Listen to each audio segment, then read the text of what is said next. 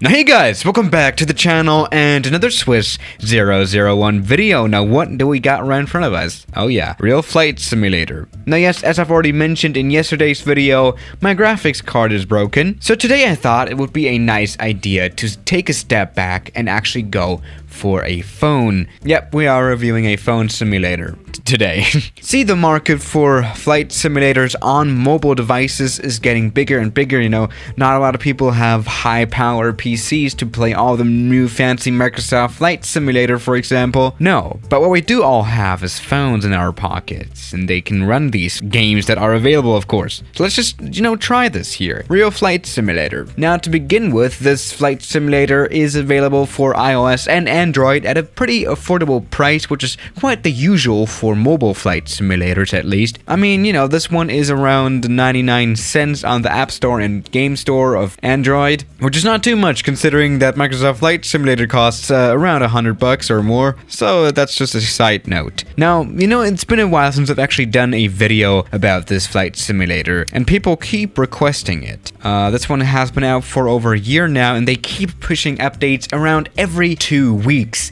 They are very desperately working on making this sim better, which I really like. They have added so many new aircraft, so much stuff is going on here. We even have planes like the Avro. Okay, we've had that for a while now, but we have planes like, the Concorde this year. That is real nice. We have planes like the Saab 340, which I like a lot. There's nothing it cannot do. So let's just jump into a basic plane. How about an A320 and let's fly somewhere. Now, another very famous feature about this flight simulator is that you can fly globally. For example, you can go to this airport, Sicta Roque Gutierrez. Interesting one. Yeah, most airports that you can find all across the planet, you can also find in the simulator, which is very impressive. Let's just start a flight. Let's just go ahead and jump in immediately for a landing at LAX, Los Angeles Airport, and see how that's gonna go. Now, comparing this here to the last time we reviewed this flight simulator, it does look very similar. We have pretty good graphics, not the best actually, but they're pretty mediocre. The cockpit looks nice too. For example, here we have live instruments in every plane. The cockpits are not necessarily usable, but the instruments at least work, which is not a standard thing here in mobile flight simulators, let me just tell you that. But no, everything works, which is great. Let's just go ahead and get the flaps ready, get this plane ready, especially for our landing. Now, something that's been added as well is some new failures, by the way, that we're just going to engage. For example, there's bird strikes that you can turn on. Right now, the probability of us having a bird strike here on this landing is almost guaranteed. So let's just go ahead and continue with this landing and see what a bird strike looks like here. Yeah, this is something that a lot of people in the comments mentioned. Alright, that was birds. That was birds. Actually, that was quite a realistic simulation there. Snoop Dogg started a live video. I like that. I do not see any damage though. Alright, we were lucky in... Oh, never mind. I think something is actually smoking. Yeah, I think the right engine is dead. Alright then, let's just continue our landing because we are actually on short final and we want to get this plane. We have now definitely lost our right engines due to the bird strike. Oh wow, this is really not good. Alright, but the runway is ahead. We can already see the runway lights. Runway lights is also not something that we should take for granted, like proper runway and taxi lights. The scenery, by the way, looks just as good as it always did. We have some 3D buildings in the background, so let's just go ahead and get this plane landed down on the runway. Oh Jesus Christ. Yep. That went horribly wrong. Jesus Christ. Alright, something definitely did not work. Right, let's check that out here. What exactly went wrong? Did I land without landing gear? Well, that is unfortunate. Yeah. I mean, we've come to a safe stop, a safe rest, so all is good. Now, yeah, graphically and all that stuff, this flight simulator looks pretty good. It's a little dark. It might sound weird, but I don't know. Everything here seems a little dark, but that's something that you can improve for TOS, who are the developers. Kind of looks like FSX, but it's actually running on a phone, which makes this whole thing quite a bit interesting. The bird strike thing was actually quite a good one. Now, about pricing. You cannot access all these planes just by buying the app on the App Store. You need to have a Pro subscription, which costs around 10 bucks a month. And for 20 euros, you can already get 6 months. And for 30 euros, 1 year. So, yeah, it's really a better deal to just get a 1-year subscription, which I actually haven't. I've been actually subscribed to the 1-month subscription for over a year now, which, whatever. Yeah, as you can see here, here in the description. The RFS Pro subscription does make a lot of sense. You know, you get multiplayer ATC, real-time traffic, and all that stuff, and better graphics, and more aircraft, of course. But still, quite an amazing deal for 99 cents. Let's maybe try some other planes. Let's try a Boeing. Oh, 757. I think that's a little newer as well. By the way, this flight simulator's big strength as well is the liveries that come with it. Jesus Christ. I didn't even know that Asia Pacific or ATI or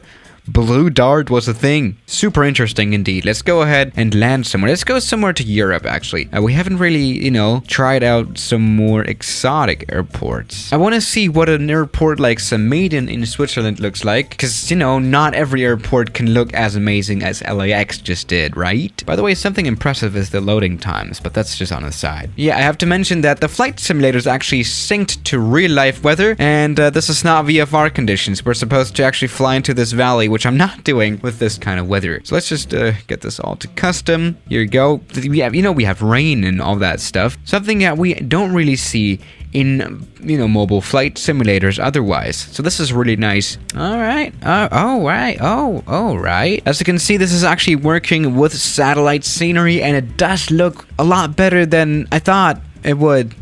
Ever. This is really not bad, honestly. The scenery is a little bit better than this flight simulator's main competitor, I guess, Infinite Flight, which is another very popular flight simulator for mobile. Let's just go ahead and get this plane landed down on the runway. Interesting Boeing cockpit. Oh no, that was another bird strike. God damn it. Can we just ignore that? Whatever, let's just go ahead and get this plane landed anyway. I don't care. Another thing that was added recently was gear tilt, I guess.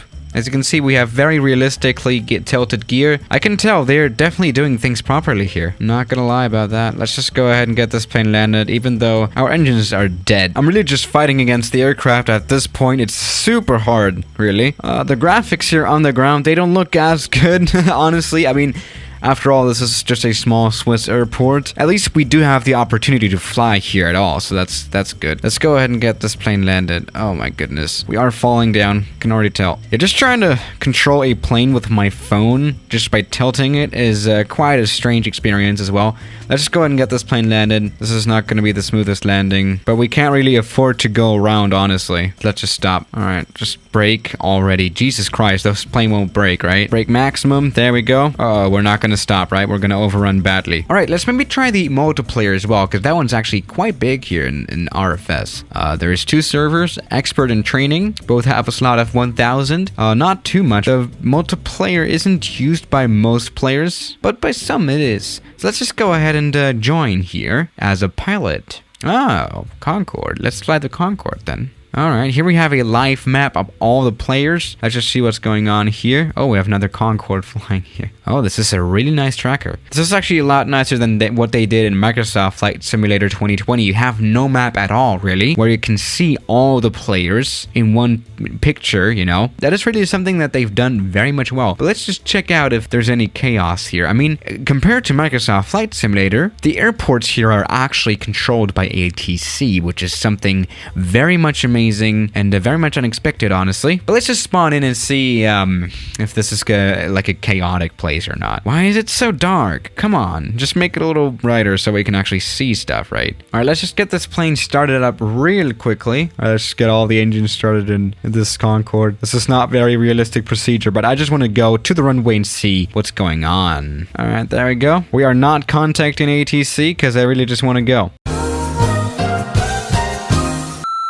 Alright, the recording stopped for some reason, and now we're actually Alright, so we can already see some stuff happening in the background. There's an A380 that's collided with a 747. Oh, meanwhile, someone is flying at a very low altitude at a very high speed here. Maybe the multiplayer isn't that much of a peaceful place. Oh, and there's also someone taxiing at 50 knots. Jesus Christ. Yeah, the multiplayer of the RFS is probably not too good. Maybe a little bit of a chaotic place, but I mean, I'm not gonna lie. London Heathrow in Microsoft Flight Simulator 2020 multiplayer is a lot worse. So yeah, guys, thank you for watching today's video, and I'll see you tomorrow as always. Good night.